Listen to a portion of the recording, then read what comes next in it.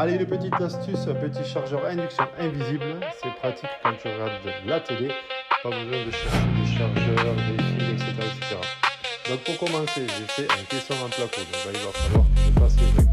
J'ai pris un morceau de bois. Et ce que j'ai fait, c'est que j'ai mis sur ces planches de bois de récup, j'ai coupé des tranches à 45 degrés pour pouvoir donner un peu de profondeur, un peu d'épaisseur à cette planche. Et en fait, cette planche me sert de couvercle. Comme ça, je peux brancher à des prises qui sont à l'intérieur, je peux mettre mes chargeurs, des fils. Et là, je fais la même chose aussi pour la double prise derrière. Pour faire les tranches du bois, tu peux utiliser une règle et des serre-joints. Là, moi, j'ai utilisé une scie sur table qui permet de faire des très belles découpes.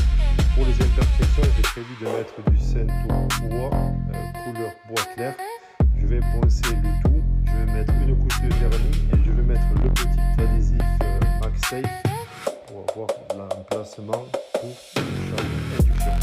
Donc je trouve que c'est super pratique quand tu es devant la télé, tu le poses, pas besoin d'aller chercher ton chargeur, de récupérer le chargeur dans la chambre des enfants par exemple. Et c'est du bois de récup, donc ça ne coûte pas grand chose, une fois que le chargeur c'est une quinzaine d'euros. Comme la planche était un peu trop épaisse, j'ai utilisé une défonceuse. Comme ça m'a permis de grignoter le bois et d'avoir le chargeur qui soit le plus proche du téléphone possible. Voilà, à plus tard, ciao ciao.